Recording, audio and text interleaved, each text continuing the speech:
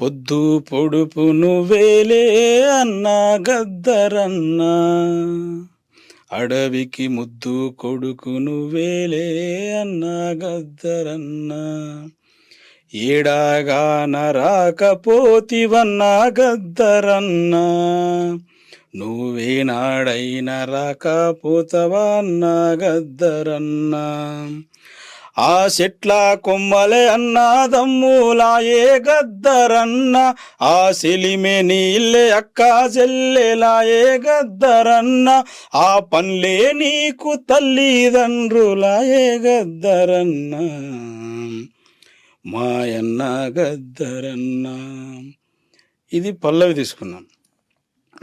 నల్లారాళ్ళు తెల్లారాళ్ళు అన్న గద్దరన్న, నీకు బల్లా పరుపులయ్యినాయ అన్న గద్దరన్న, వెన్ను పూసలున్న తోట అన్న గద్దరన్న, నిన్ను వెన్ను దట్టి నడిపినాదన్న గద్దరన్న, రెక్కాలిరిగి సిక్కిపోయిన జెండా గద్దరన్న,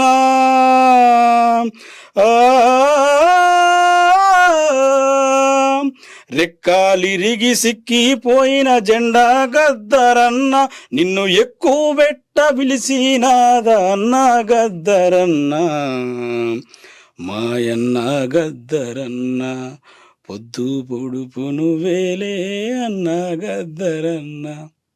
ఇది నేను రాసుకున్నది. ఈ పాట వాడు బాగా వాడేట, ఇంకా నేను ట్రై చేసినా కానీ పాటలో ఈ పదాలు అవి చూస్తే గద్దర్ గారి మీద ఉన్న ప్రేమ, ఎగ్జాక్ట్లీ ఎంత అంటే ఇప్పుడు మీకు ఆ పాట నాకు అనిపించింది కదా, ఇదే డైలాగు గద్దరన్న బిడ్డ వెన్నెలక్కకు పంపిస్తే ఇదే మాట అన్నది, మీ పాటల మీ గుండెల్లో మా నాన్న మీద ఉన్న ప్రేమ కనిపిస్తుంది తమ్ముడు అని పెట్టింది నాకు రిప్లై. తెల్లారాయి నల్లారాయి ఇంకా అందులో ఉంటుంది, ఈ గుడిసే జనం గోసలు చూసి అన్నా గద్దరన్న, ఈ గుడిసే జనం గోసలు చూసి అన్నా గద్దరన్న, నీ గుండె ఆగిపోయిందానే అన్నా గద్దరన్న, మాయన్న గద్దరన్న, మా గుమ్మడి విఠలన్న, గలగల గలగల గల గజ్జలే నీ కాళ్ళకు, కలకల కలకల కల కమ్మలే నీ చెవులకు, మిలమిల మిలమిల మిల మెరుపులే నీ సొగసుకు, కిల కిల కిల కిల కిల నవ్వులే నీ మోముకు, అరే అరే అలా ఇలా అల్లాడించేశావే శ్రీదేవి, ఓయ్ శ్రీదేవి, నా సిత్తమంతా నీ మీదే శ్రీదేవి, శ్రీదేవి, ఓయ్ శ్రీదేవి, నా ఆస్తినంతా రాసిస్తారాదేవి, గలగల గలగల గలగల గలగల గల. ఇది ఇందాక ఒకటి మళ్ళీ ఆలాపన చేయవా, అలా అలా అలా అంట, అరే అరే అలా ఇలా అల్లాడించేశావే శ్రీదేవి, శ్రీదేవి. పాటలు ఇంకా మంచిగా ఉంటుంది. అది అంటే అభిమానం అనేది చాలా మందిలోకి వెళ్ళిపోయింది. నాకు ఎందుకు వీడియోలు తీసి చాలా మంది పంపించారు, ఆ వీడియోలను కలిపితే ఒక అర్థం వీడియో అయింది. సిల్క ఫ్యాన్స్ అని చెప్పేసి ఒక వీడియో క్రియేట్ చేసి పెట్టిన, అన్ని మొత్తం సెల్ ఫోన్లలో తీసినాయి, జర్నీ చేస్తారు కదా, ఇంకో మేము ఎంజాయ్ చేస్తున్నాం ఇప్పుడు నేను పాడతోడు అని చెప్పేసి చేస్తారు, అదొకటి జరిగింది. ఇప్పుడు మీరు అన్నట్టు పోల్చుకోలేరు బయట. అవును, ఎందుకు, నేను ప్రతి పాటలో స్పెడ్స్ పెడతా, గూగుల్స్ పెడతా. అయితే సిల్క్ సాంగ్ తోటి అలవాటు అయింది, అది ఫస్ట్ అదే కదా. అది ఎందుకు పెట్టాల్సి వచ్చింది అంటే, నేను డైరెక్ట్ ఓపెనింగ్ షాట్ సన్ కి అపోజిట్ మార్నింగ్ షాట్ ఉంటుంది కదా, వీళ్ళు ట్రైల్ వేస్తుంటే నేను పెట్టుకున్నా, సర్లే ఎండ కొడుతుంది కాదంటూ. మనకి ఏమైందంటే, నేను మా ఫ్రెండ్ యాక్చువల్గా మనకు ప్రస్తావన రాలేగా నేనే తీసుకొస్తున్నా. ఛానల్ పేరు VR talkies, we for Vijay, are for Ravi, ఇద్దరం friends. So Ravi direction, producing plus direction Ravi చూసుకుంటాడు, టెక్నికల్గా మొత్తం నేను చూసుకో బ్యాక్గ్రౌండ్ అంతా. ఇది ఏంటంటే, మాకు ఇద్దరమే ఉన్నాం కదా, ఆ షూట్ అప్పుడు మాత్రమే వీళ్ళందరూ వస్తారు. సో దానికి సంబంధించిన వర్క్ అంతా చేసుకుంటాం కాబట్టి, నైట్ నేను బండేసరికి వీళ్ళందరూ ఆర్టిస్టులు రావాలి, వీళ్ళందరూ రావాలి, అందరినీ మళ్ళీ రిసీవ్ చేసుకోవాలి. నాకు 1 గంట 1:30 2 అయ్యేది నేను పడుకునేసరికి. మళ్ళీ మెయిన్ లీడ్ చేసేది మనమే కదా, మొత్తం కళ్ళు మొత్తం ఇట్లా మంటలేసినట్టు ఉంటాయి. నేను ఏం చేసినట్టే, సరే మీరు చూసుకోరని చెప్పేసి స్పెడ్స్ పెట్టిన, ఒక ట్రైల్ వేసినాం. ఒక ట్రైల్ వేసినప్పుడు ఒక స్టెప్ బాగానే ఉంది, పోయి చూసుకున్నా మంచిగా ఉంది. నేను ఏం చేసిన అంటే అట్లనే పెట్టుకున్నా, ఎవరన్నా తీయమంటే తీద్దాం లేకపోతే లేదని. నిజం ఇది. అదే ఎవరైనా తీయమంటే వీళ్ళు తీయమంటే తీస్తా, లేకపోతే ఇట్లనే ఉంచేస్తా అని ఫిక్స్ అయినా. ఎవరు చెప్పాల చెప్పలే. చరణం మొత్తం పల్లవి మొత్తం కొట్టేసినాము. మరి అప్పుడు ఏమంటాం, ఉందిగా మళ్ళీ ఇది కూడా కంటిన్యూ చేయాలి, మొత్తం కంటిన్యూ చేసినాము. అది చాలా ప్లస్ అయింది. అంటే ఒక లుక్ అనేది డిఫరెంట్ గా, లుంగి, షర్ట్, స్పెడ్స్ మొత్తం ఎట్లా అంటే మన తమిళలో మలయాళం లుక్ ఉంటది కదా, ఆ లుక్ వచ్చేసింది. ఆ లుక్ వచ్చేసి అట్లా నేను కట్టిన డ్రెస్సింగ్ తర్వాత అప్పటిదాకా అట్లాంటి డ్రెస్సింగ్ ఎవరు చేయలే, చేసినా గానీ అంత స్పెషల్ గా కనపడలే.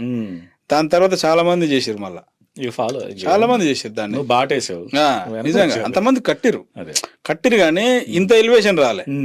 సో రీసెంట్ గా రిలీజ్ అయిన ఒక పాటలో కూడా ఆ డ్రెస్సింగ్ చూసి నేనే అనుకున్నారంట చాలా మంది. సేమ్ నేనే అనుకుని పోయి చూస్తే వాడు అంటాడు ఫంక్షన్ పోతాం ఫ్రెండ్, నువ్వే అనుకొని చూస్తున్నావురా ఆయన, జర మంచిగానే బక్క అయినావుగా. కాదురా. ఇప్పుడు నీ సక్సెస్ నువ్వు ఎంజాయ్ చేయడం ఓకే, అమ్మ వాళ్ళు ఎప్పుడు హ్యాపీగా ఫీల్ అయ్యారు? అంటే నువ్వు చూస్తూ ఉంటావు కదా, చదువుకోమని నువ్వు అన్నావు, హాస్టల్కి పంపించారు. జనరల్గా పేరెంట్స్ అంటేనే అరే పోరా చదువుకోరా మంచి నౌకరీ, ఈ సెట్ ఆఫ్ మైండ్ ఉంటుంది. అమ్మ వాళ్ళు బాగా హ్యాపీ, అబ్బా చాలా విజయ్ చాలా హ్యాపీగా ఉందిరా ఈరోజు. శ్రీదేవి డ్రామా కనిపించినప్పుడు నేను వాళ్ళ గురించి చెప్పినప్పుడు, నేను వాళ్ళ దగ్గర లేనప్పుడు టెలికాస్ట్ అయినప్పుడు మా అన్న వాళ్ళ ఇంట్లో చూసిరంట, టీవీలో చూసి ఏడిసిరంట. నేను వాళ్ళ గురించి చెప్పినా కదా. అంటే నేనేం చెప్పినంటే అక్కడ చాలామంది చాలా రకాలుగా మాట్లాడి ఉంటారు మా అమ్మోళ్ళ దగ్గర, అది నా దాకా తీసుకురాలే వాళ్ళు. నీ కొడుకు ఇట్లయింది, ఇంకా ఇది చేస్తుండు అది చేస్తుండు అనే ఉద్దేశంతో చాలా రకాలుగా మాట్లాడే ఉంటారు, నాకు కూడా తెలుసు అది. కానీ నా దాకా తీసుకురాలే అది. అవన్నీ ఏది పట్టించుకోకుండా నాకు సపోర్ట్ చేసినందుకు ఈ స్టేజ్ పరంగా, ఈ స్టేజ్ మీద నుంచి మా అమ్మకు మా బాబుకి థ్యాంక్స్ చెప్తున్నా అని చెప్పేసి నేను ఒక మాట మాట్లాడినా. దానివల్ల వాళ్ళు ఎమోషనల్ అయ్యారు అనమాట. అది నాకు తర్వాత కాల్ చేసినప్పుడు చెప్పి ఏడ్చుకుంటా ఆ వాయిస్లో అర్థమవుతుంది కదా టెలికాస్ట్ అయినాక. సో చాలా అనిపించింది. ఇంకోటి తల్లిదండ్రులు ఉన్న గొప్పతనం ఏంటంటే నువ్వు బాగా చేసావు బిడ్డ అని చెప్పలేరు, ఎమోషన్ అయిపోతారు. ఇంకోటి ఏంటంటే చాలా మంది అన్నారు, అమ్మ వాళ్ళు కూడా స్టార్టింగ్లో అన్నారు, ఇప్పుడు మా అమ్మ వాళ్ళు అన్నారు, మా ఇప్పుడు రిలేటివ్స్ కానీ, వాళ్ళ బాధ ఏంటంటే వీడు ఏమైపోతాడు అనే బాధ.